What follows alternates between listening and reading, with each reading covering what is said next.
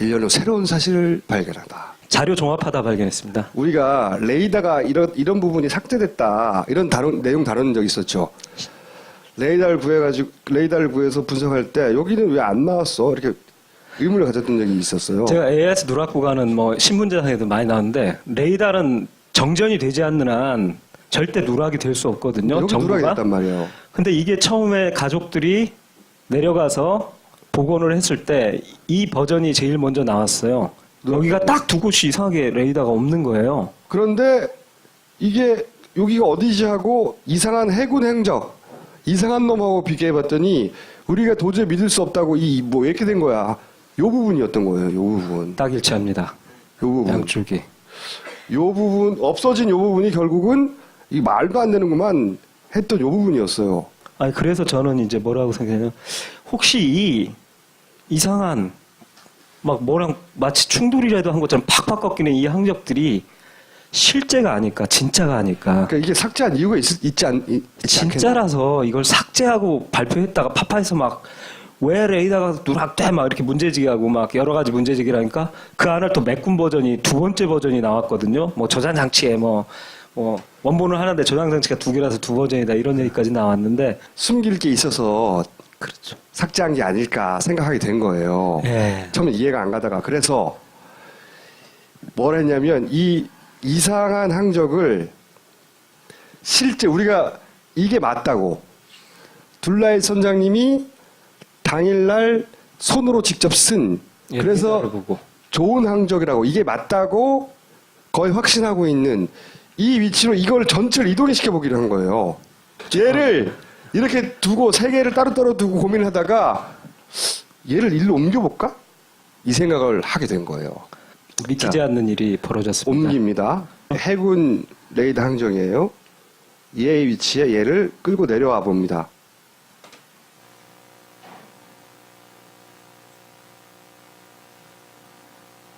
보시죠. 저는 이걸 처음 보고 소름 끼쳤어요. 이 노란 부분이 섬이에요.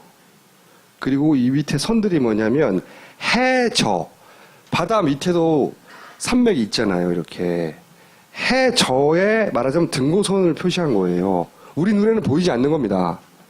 근데 이 등고선 모양과 묘하게 일치해요. 그죠?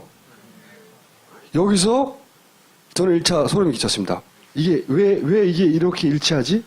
따라서 특히 이 L자 항적 도저히 배워갈 수 없는 이 충돌 항적이라고 확 꺾인 배의 그 모든 선의 능력을 초월하는 그 부분이 딱 여기 이 꼭지점들에 해당됩니다. 해저 등고선에 어딘가에 걸린 딱 꼭지점에. 일치를 해요. 제일 그러니까 안 일치하는 부분이 아래 꼬리 부분인데 거기 말고 나중에 설명을 할 것이고 예. 그러니까 1차 결론은 이렇게 된 겁니다. 이게 뭔가 해저 지형과 관련이 있는 거다. 그 다음에 이제 다시 한번 점프를 합니다. 우리가 따로 다뤘죠. 그 선원과 그리고 해경이 공모한 거 아니야? 뭘 이거 가지고 내려오고 그리고 뭐 남아서 막 바닷속에 뛰어들고 막 배가 뒤로 왔다 갔다 하고 막 이런 짓을 하잖아요. 조타실에서 뭐 나왔단 말이죠. 우리 동영상을 이미 예전 시간에 봤지만 이 물건들이 여기 있다가 밑으로 내려오고 이게 이 뒤에 숨기고 막 꺼내고 막 그런 거 봤잖아요. 근데 그 과정은 다시 반복할 필요가 없고 핵심은 뭘 가지고 나왔단 말이야. 그죠?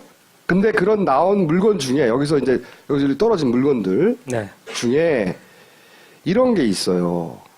하얗게 보이는 사각 물체가 있어요. 이게 이제 영상들 다 삭제했다 하다 보니까 막 헬기에서 찍은 거 편집하고 막 했잖아요. 그 중에 보면 이게 중간에 나왔다가 사라져요. 그 얘기는 가져왔다는 거죠. 누군가가. 근데 이 물체를 김 감독이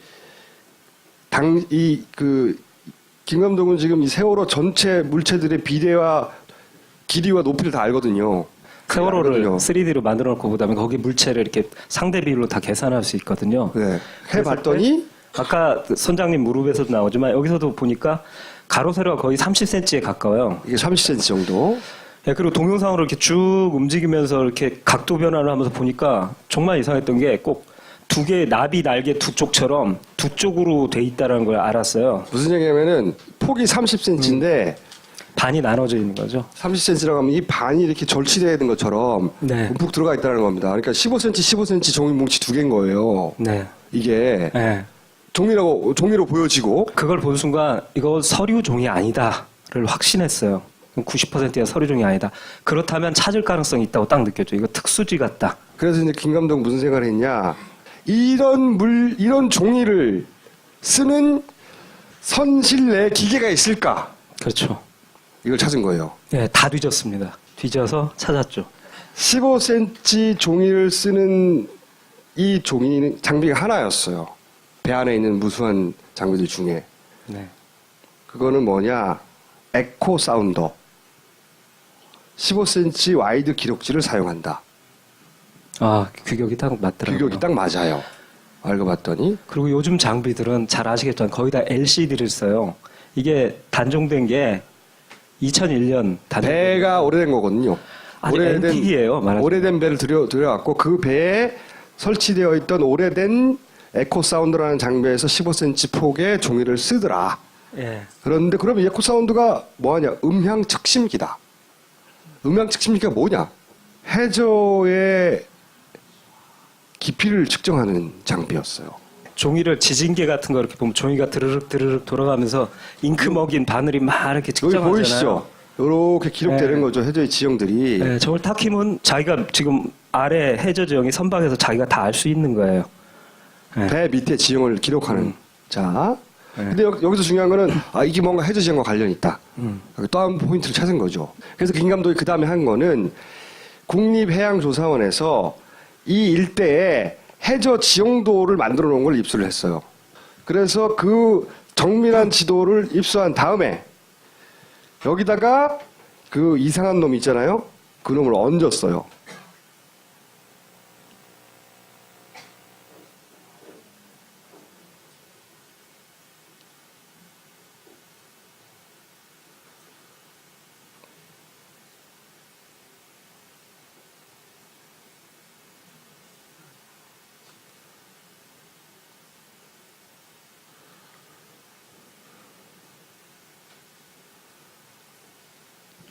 이 바닷속 지형을 그대로 따라갑니다.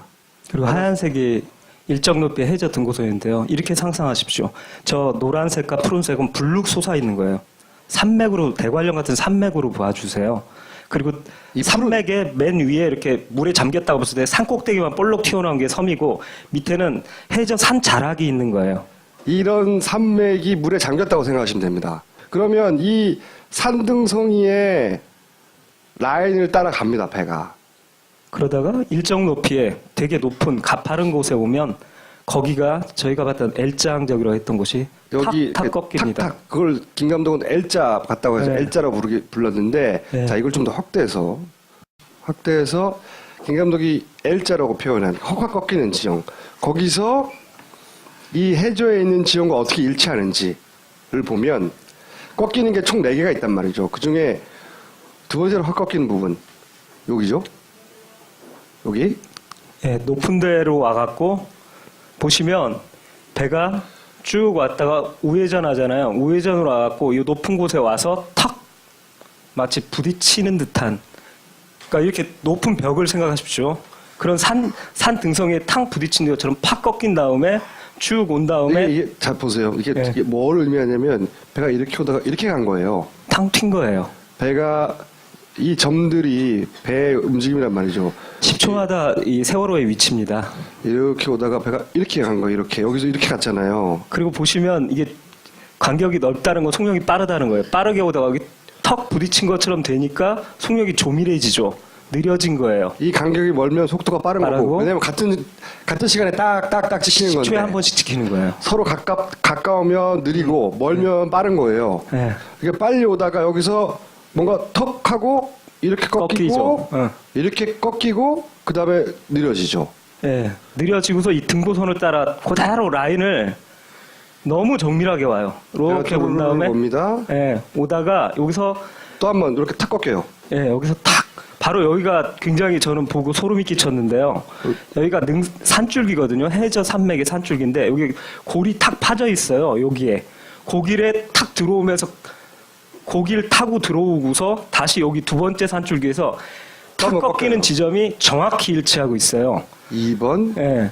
4번. 4번. 그 다음에 내려와 갖고 여기가 산봉우리처럼 외진 산봉우리처럼 살짝 나와 있는데 색깔을 보시면 요 산에 살짝 나와 있는 데서 다시 이쪽으로 펑 꺾인 다음에 온 다음에 다시 등고선을 정확히 따라서 쭉 올라가서 여기서 또 이렇게 등고선 골이 져 있는데 그 골까지 정확히 따라서 위로 올라가고 있습니다.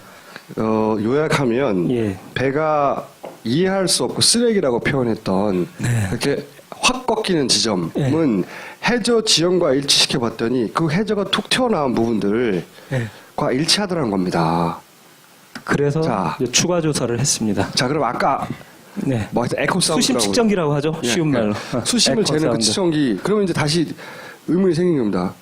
그걸 수심을 측정한다고만 생각하고 있었어요. 그래서 지형과 관련이 있구나. 근데 그걸 언제 사용하냐를 항해사 선장들한테 물어봤어요. 우리는 배를 모르니까.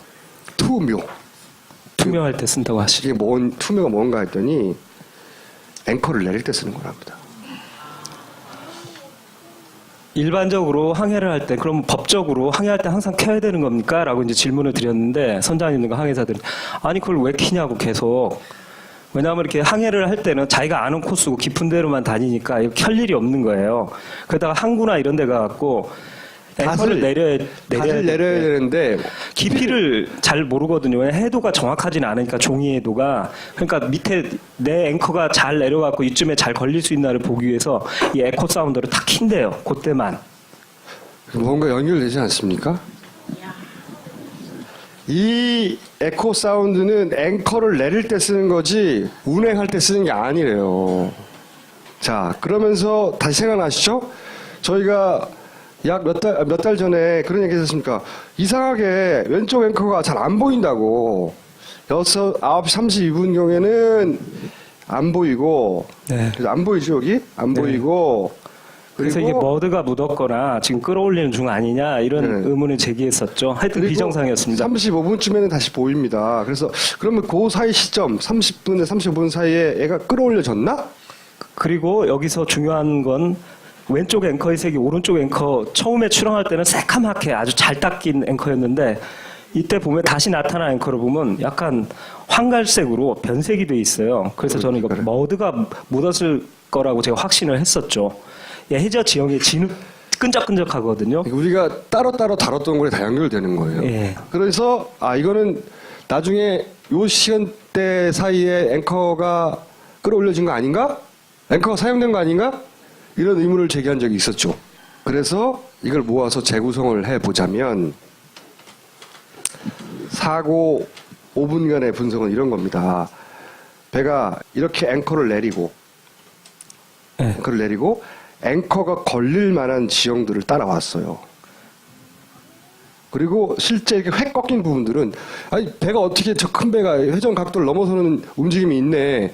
앵커가 걸렸을 가능성. 배가 쭉 가다가 틱 한 거죠. 여기서 또 가다가 틱 한 거예요. 라는 가능성이 우리는 보지 못했으니까. 하지만 추론은 대단히 높다 이거. 여기에 와갖고 높은 지대의 이 등고선 하얀 라인 보이시죠? 여기에 한번 탁 걸려서 툭 꺾인 다음에 다시 여기서 풀리니까 속력이 다시 빨라지는 거예요. 수심과 속력이 정확히 일치하고 있어요. 그러니까 여기 올 때는 앵커가 내린 길이에서 밑에 여유가 있으니까 걸리는 게 없으니까 다시 빨라져요. 여기서 중요한 점이 나왔는데 뭐냐면 이 배는 느리게 가는 게 아니라 사실은 풀가동하고 있다는 거죠. 왜냐하면 여기 속력 데이터를 보니까 세월호가 낼 수 있는 거의 최대 속력이 나오고 있더라고요. 이 얘기는 뭐냐면 이 앞에 느리게 나오고 속력이 나오는 것은 최대 속력을 실제로 낮춘 게 아니라 여기서 풀가동으로 달리고 있는데 앵커를 내리다 보니까 마찰하니까 뒤에서 잡아 끄니까 자연스럽게 느려진 속력이지 실제 속력이 아니란 얘기죠. 팅 한 거예요 여기서. 왜 여기서 한번 팅하고 산맥에 걸려서 팅 하고 속도가 늘어졌다가 근데 이게 풀렸어. 네. 또 가. 그리고 여기도 재밌는 포인트인데 여기가 뾰족하게 또 여기도 튀어나온 부분인데 여기서 탁 맞고 꺾이는 거 보이시죠? 배가 좁아져. 항도가 이렇게 꺾여요 이렇게. 여기서 또 꺾여요. 여기 또 꺾이고. 예, 그것까지 이제 정확히 일치하고요. 온 다음에 드디어 이제 여기가 40m 등고선인데 여기 와갖고 탕 하고 이제 본격적으로 꺾이면서 이제 위험한 일들이 벌어지는데 이제 요 부분에서 저는 이제 어디서 사고 났느냐가 궁금했었죠. 그건 한번 다음 장에서. 자, 우리가 이 내용도 다뤘습니다. 다 따로 다룬 내용이에요. 배가 승객 일은 소파에서 왼쪽 출입문을 바다에 떨어질 정도로, 그리고 한 사람은 난간에 날아가서 부딪혀 갈비가 부러질 정도로, 한 사람은 문을 통과해 날아가 복도를 지나 다른 방벽에 부딪힐 정도로. 그러니까 그러면 저렇게 사람이 탁 날아갈도록 채였던 지점이 어디냐? 감독님이 발견한 지점은 여기예요. 여기였다. 산줄기. 여기서- 해저 산줄기에 고립해져 있는 여기가 되게 날카로워요. 여기에 팍 꺾이잖아요. L자로. 예, 3으로 저희들이 결론을 내린 이유가 생존자의 인터뷰를 통해서인데요. 자, 화물기사 최은수 씨가 있습니다. 이분은 네. 한 달에 3회 이상 그러니까 인천에서 제주 가는 배를 계속 타신 거예요. 화물기사 15년 경력 정도 되시는데 세월호 초창기부터. 네. 이분이 마침 사고 시점에 배 이 지점에 타고 당시 사고 상황을 봤어요. 그래서 이분을 인터뷰를 했어요. 그래서 오른쪽 한편에서 중요한 점이 병풍도를 이렇게 정면으로 보고 계셨대요. 그러니까 다른 승객들은 그냥 섬이 처음 타신 분들은 섬이 그냥 저렇게 보이나 보다 했는데 이분은 그날 병풍도의 모습이 이렇게 가까운 걸 처음 보셨던 거예요. 자, 보세요. 예. 여기서부터 보았어요. 여기서부터. 아, 여기서부터 네, 보셨어요? 여기서부터 이제 본 거야. 이렇게 지나갔겠네요. 네, 이렇게 지나왔어요. 이렇게 길쭉했죠. 네. 여기서 이제 틀어버린 거라. 거의 이쯤 와가지고. 아, 네. 이 정도 뒤에서 볼 때 한 이 정도? 네. 그때 보셨을 때 거의 섬이 그러니까 눈앞에 꽉 찰 정도로 그러니까 이렇게 그 보셨을 나무 때 가지까지 봤으니까 이 정도 좀. 이 정도? 네, 이 정도 떨어져서 거의 붙었어요. 이렇게. 크게 보인 거예요. 그러니까 섬 거의 다 붙인 거예요. 우리는 거의 다 봤어요. 그 섬을. 나는 섬을 받아버리는 줄 알았다니까요. 그때 당시에. 다시 한번 둘라이 선장님이 말한 위치가 맞는 거죠. 굉장히 가까이 갔다는 증언이고, 이분이 그 인터뷰를 바탕으로 저희들이 정밀하게 인간의 화각 이런 걸 생각해서 시료 화각이 약 60도라는 것도 알기 때문에 그걸 갖고 검증해보고 아까 꼼꼼하게 보신 분은 알겠지만 이분이 정면으로 병풍도를 바라본 곳이 이 제가 하단 병풍도 쥐가 웅크리고 있는 이 모양의 하단 병풍도의 하단 엉덩이 명품도 상단 명품도. 예 상단은 거의 안 보이셨고요. 하단 병풍도만 크게 보이셨던 거예요. 꽉 차게. 그리고 이분이 한 증언 내용은 뭐냐면 내가 봤을 때 이건 안 보였고 네. 이 위치에서 이것만 보였어. 이것만 보이는 위치는 여기라는 거죠. 그리고 사고 날 때 이 엉덩이 부분 아까 보셨죠? 섬을 끄트머리를 거의 지나는 요 부분. 끝에서 사고 났다니까? 네. 요 끝이 보이는 지점? 여기 네. 맞아요. 그러니까. 그러니까 L자가 맞는 거예요. 왜냐하면 그 다음 L4로 오면 다시 상병풍도가 들어오거든요. 이렇게 왜냐하면 이 꺾이면서. 배가 이렇게 올라가기 시작하면 여기가 보여야 되잖아요. 그러니까 이 확 꺾이는 지점. 그러니까 본인이 배가 확 꺾여가지고 넘어진 그 지점이 어디냐고 했더니 거기가 여기야. 네. 내가 그때는 요 위에가 안 보였고 그리고 배가 확 돌아간 게 요 뒷부분이 보일 때라니까. 네, 엉덩이를 지날 때라고 정면에서. 그러니까 여기인 거죠. 여기. 예. 이해하셨죠? 요거 참고로 하나만 말씀드리면 여기가 정부 발표 위치거든요. 여기서는 인간의 유관상 이 병풍도들이 다 보여야 됩니다. 그리고 오히려 위쪽이 더 잘 보여야 돼요.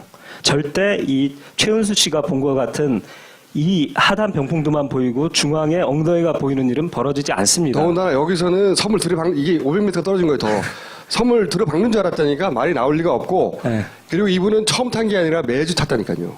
자기가 하여튼 이 세월호를 타면서 섬에 이렇게 가까이 간 건 처음이었다고 합니다. 자, 그리고 중요한 게 또 또 한 가지. 하나 나왔습니다. 사고 때의 회전 방향. 그러니까 배가. 탁 꺾였어요. 그러면 어디로 자기가 몸이 어디로 날아가는지 기억할 거 아니에요. 그죠? 네. 탁 꺾였을 때 어떻게 됐냐 상황 설명을. 서서 일어서서 그대로 포즈를 취하시고 하라니까 기억해 이게 계시더라고요. 갑자기 한번 이렇게 보겠습니다. 전화 통화하고 있는데 갑자기 이렇게 틀었거든. 컵으로 이렇게 틀었거든. 왼쪽으로. 그러니까 몸이 어떻게 네, 됐어요? 왼쪽으로 이렇게 통화하고 있는데 이제 어.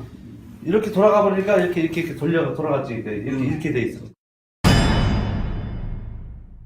이게 왜 중요한지. 네, 다음 장을 보시면 너무 중요한 게 나온 거예요. 몸이- 정부는 절대 좌회전 안 했대요. 배 타고 있는데 내가 이렇게 돈다는 건 배가 이렇게 돈다는 얘기예요. 요 배가, L자. 예. 네, L자에서 팍 꺾이는 때 앵커가 여기에 딱 걸리면 여기가 회전축이 됩니다. 마치 낚싯줄에 매달린 물고기처럼 이 조타기에서 회전하는 게 아니라 그 꼭두각시 인형처럼 이런 식으로 붕 회전하거든요. 그렇게 되면 안에 타고 있는 사람이 바로 이런 식으로 몸이 빙 도는 거죠. 이게 이해가 가셨어요? 틱 이렇게 돌 거 아닙니까? 이렇게 엉덩이는 자유로우니까 빙 돌죠. 이렇게 돈단 말이죠. 한 바퀴. 몸이 이렇게 돌았단 말이에요. 그러니까 L자 항적이 만들어지죠. 거기에 따라 몸이 그렇게 돌았다는 거예요. 이분이 기억하는 건. 네. 또 하나. 예. 이건 뭐냐면 이건 이제 그분의 증언에 의해서 그때 L자 상황이 어떻게 만들어졌는지를 재구성한 것이고, 또 하나는 뭐냐면 우리가 이것도 다뤘어요. 따로. 이게 말도 안 되는 이런 게 어떻게 나온 거야 하면서 뭐냐면 AIS를 가지고 이 AIS에 따라서 재구성해서 배가 어떻게 움직였는지를 재구성하니까 이 상황에 나왔어요. 보세요. 기억하실 텐데. 다가 왼쪽으로 휘는 게 나와요. 왼쪽으로 팍 하고 이렇게 역회전 자, 이게 보세요. 다시. 예. 배가 한번 텅 튕겨요. 이렇게. 예, 그리고서 왼쪽으로 돌죠. 이게 뭔지 몰랐어. 그때 이거 조작하다가 뭐가 이상하게 예. 제대로 못했나 보다. 예. 이게 이 상황을 말한 거였던 겁니다. 이 상황. 아, 이 상황. 예, 이번 건 두 번째입니다. 꺾인 거. 예, 두 번째 건데 이게 정부 내에서 다놓고 말씀인데 정부 내 관계자들이 제일 애를 먹고 이거 해명하느라고 진땀을 빼고 끝내 거의 해명도 못한 항적이 바로 이 L자 항적이었거든요. 근데 그게 일종의 미스테리로 남았거든요. 나침판이 고장나느냐 뭐 수신 시간 막 궤변을 늘어놓고 그랬는데 결국은 처음으로 이게 설명이 되는 거예요. 이 꺾인 게 데이터가 잘못된 게 아니라 실제로 꺾였을 수 있다. 역회전했을 수 있다. 그게 정확히 요 지점인데 바로 요 지점과 요 산맥에 걸리는 해저 산줄기에 걸리는 지점이 똑같이 일치합니다. 여기가 여기예요. 네. 이 지금 확 꺾이는 부분 있잖아요. 항적으로 남겨서 그 항적을 김 감독이 이렇게 배 AIS 위치가 여기니까 이 배가 AIS 위치를 따라서 움직였는데 그 위치대로 AIS대로 배를 이렇게 그려봤더니 배가 이렇게 움직였다는 거다라고 하고 재구성한 게 이거예요. 이거 팅 하는 거. 그게 여기서 그 위치가 바로 여기고 L4번. 네. 배가 튕긴 거예요, 한 번. 저는 이걸 그때 파파이스 71회에서도 말씀드렸지만 이게 원본을 그러니까 저는 그렇게 개인적으로 판단했어요. 그때도 문제제기했지만 이거 조작하다가 이 앞부분에 L자 그러니까 지금 이제 결론적으로 말하면 여기는 누락을 시켜놓고 이쪽은 매끈하게 데이터 몇 개 빼면 되거든요. 했는데 그러다가 너무 여기만 신경 쓰다 보니까 저는 결론적으로 여기를 신경 안 쓰고 실수로 내버려 AIS 둔 거죠. 데이터에 실수로 내버려 뒀다가 그걸 수습을 못 해갖고 끝까지 골치를 알았던 것이다라고 이런 확신하고 식으로 있습니다. 그림을 그려서 해봤다면 이게 이상하다는 걸 알았을 텐데 이게 진짜와 가짜가 막 뒤섞여 있단 말이죠. 그렇죠. 이거 남겨진 진짜예요, 말하자면. 법정에서도 검경합동수사본부의 그 단장님도 그래 자기가 이 6,000톤급 배가 뒤로 확 회전하는 이거는 난 도저히 나도 이건 이해가 안 가는데 이게 나침판 고장이냐 막 이런 얘기까지 하고 그랬었거든요. 근데 나침판 고장이 아니라 이 해저 산줄기에서 앵커가 걸려서 다 꺾였다고 해석하면 정확히 미스테리가 풀립니다. 그러니까 착한, 나쁜, 이상한 것을 종합해서 재구성한 진짜 세월호 항적은 이런 건 거예요. 이 해군 레이더는 제가 이건 100% 말씀드릴 수 있는데요. 이 항적은 바다 위에서 달려서 나오는 일반적인 항해로 나올 수 있는 항적이 절대 아니고요. 반드시 이 병풍도 옆에 와서 앵커를 내리고 갔을 때 보이는 속도 변화와 꺾임, 이 항로가 딱 일치하기 때문에 저는 세월호의 사고점이 바로 여기고 해군 레이더의 항적은 실제 항적이라고 확신합니다. 이게 진짜 항적인 거예요.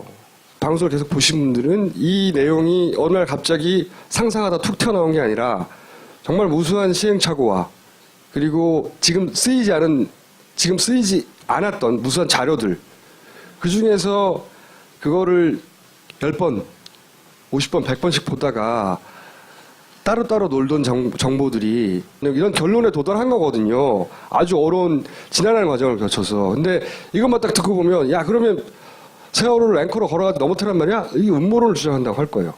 당연히. 그렇죠? 그리고 그 다음에 따르는 질문은 그러면 왜가 따르는 거예요. 근데 김 감독의 역할은 여기까지입니다. 왜는 사실은 정부가 밝힐 일이에요. 우린 조사권이 없으니까. 세월호를 인양할 거 아닙니까? 예. 건져 올리면 네. 앵커를 사용한 흔적 이런 것을 확인할 수도 있을까요? 저 아시는 분은 아시는데 그 이미 시사인에도 보도가 됐는데 그 지금 세월호 인양한다고 준비하고 있지 않습니까? 그래서 저 세월호 특별조사위원회가 잠수부들을 저 데리고서 배를 확인하기 위해 그리고 앵커도 찍을 계획을 잡고 제일 먼저 앵커를 찍기 위해서 잠수사들을 투입해서 내려가서 지금 세월호를 촬영을 했습니다. 시사인 보도에 의하면 앵커 양쪽을 다 잘라놨다고 합니다. 없어졌습니다. 네. 네. 근데 어쨌든 앵커는 없어요, 지금. 네. 네. 그리고 앞으로 계획을 말씀해 주시죠. 예. 앞으로는 이제 종합해서 결론도 났기 때문에요. 이제 본격 제작에 들어갑니다. 이제 전문가들, 해외 전문가들, 해외 연구소나 이런 쪽에 맡겨왔고 이제 데이터를 얻어서 더욱더 설득력을 높이는 작업을 하고 그리고 이제 총수님과 저희들이 이 완성 시기에 대해서는 잠정적으로 썬댄스 영화제에 출품을 하자라고 결론을 냈어요. 물론 내부 상영도 하고 그리고 거기 펀딩에 참여해 주신 분들 시사회 해야죠. 따로 시사회도 완성되기 전에 내부적으로도 하고 필요하다면 아마 이게 영화관에 걸리기가 쉽지 않을 것 같으니까 뭐 온라인 상영도 생각해보고 여러 가지 계획들이 있겠으나 전체적인 일정은 올해 9월에 완성해서 썬댄스 영화제에 내겠다. 자, 오늘 여기까지 하겠습니다. 감사합니다. 왜 레이더가 누락돼 막 이렇게 문제제기하고 막 여러 가지 문제제기라니까 그 안을 또 메꾼 버전이 두 번째 버전이 나왔거든요. 뭐 저장 장치에 뭐 원본은 하나인데 저장 장치가 두 개라서 두 버전이다 이런 얘기까지 나왔는데 숨길 게 있어서 그렇죠. 삭제한 게 아닐까 생각하게 된 거예요. 예. 처음에 이해가 안 가다가 그래서 뭘 했냐면 이 이상한 항적을 실제 우리가 이게 맞다고 둘라이 선장님이 당일날 손으로 직접 쓴 예, 그래서 데이터를 보고. 좋은 항적이라고 이게 맞다고 거의 확신하고 있는 이 위치로 이걸 전체를 이동시켜 보기로 한 거예요. 얘를 이렇게 두고 세 개를 따로따로 두고 고민을 하다가 얘를 일로 옮겨볼까? 이 생각을 하게 된 거예요. 믿기지 않는 일이 벌어졌습니다. 옮깁니다. 해군 레이더 항정이에요. 얘의 위치에 얘를 끌고 내려와 봅니다.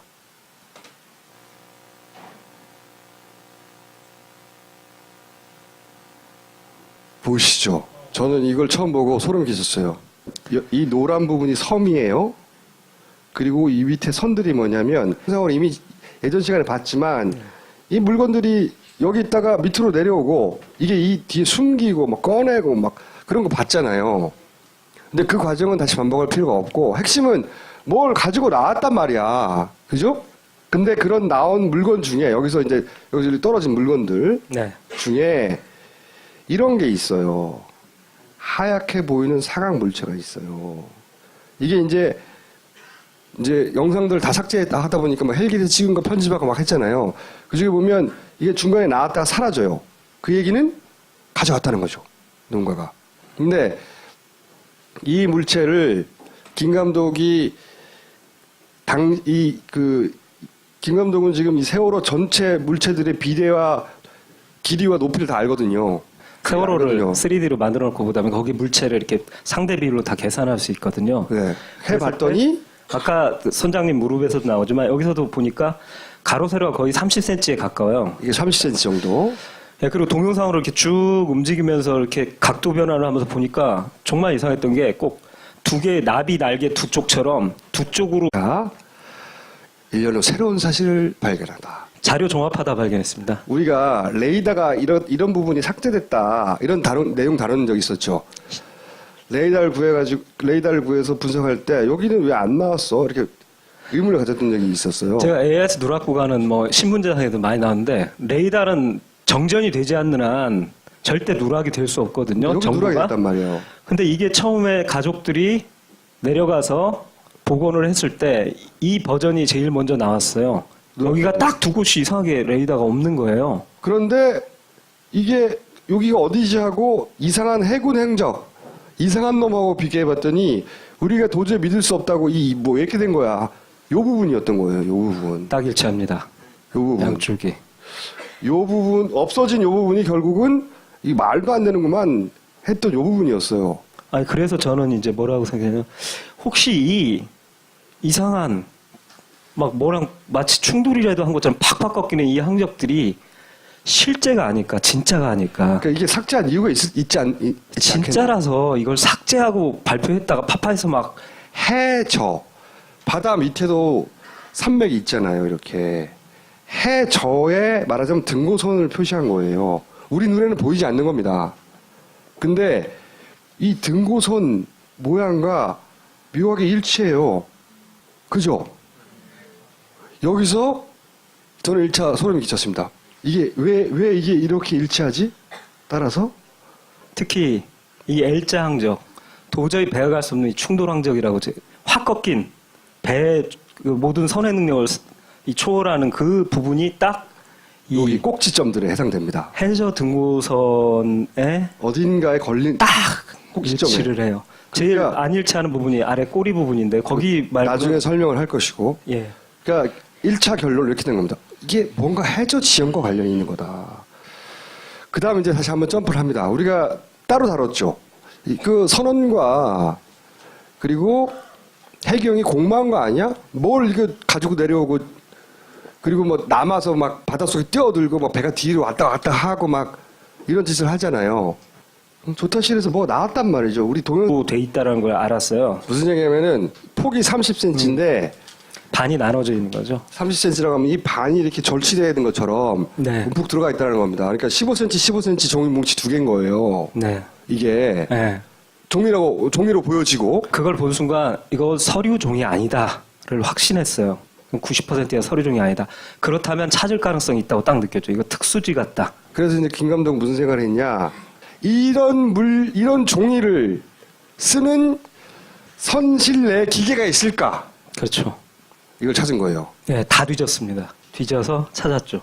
15cm 종이를 쓰는 이 장비가 하나였어요. 배 안에 있는 무수한 장비들 중에. 네. 그거는 뭐냐? 에코 사운더.